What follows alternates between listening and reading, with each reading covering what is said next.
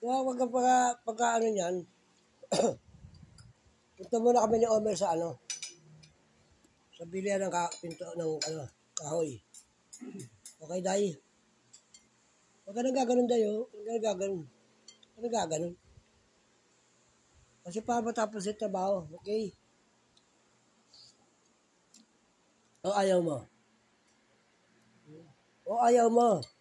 Talong, sagot. Ayaw saan? Ayaw mong bumili. Bili kayo.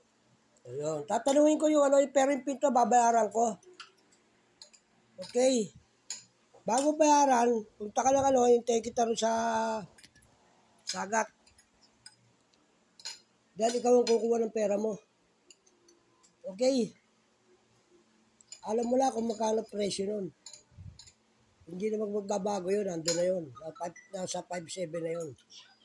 Yan ang unang kakabit ni Omel.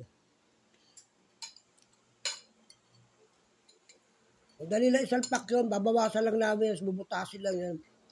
Isang pack na yun.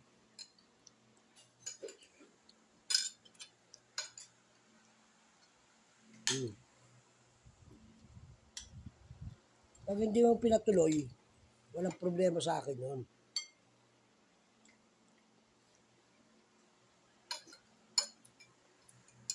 Kaya hindi nga mo uwi yan. Dahil para gawin lang yan. Mama. Hindi mo narinig niya kumakain kami.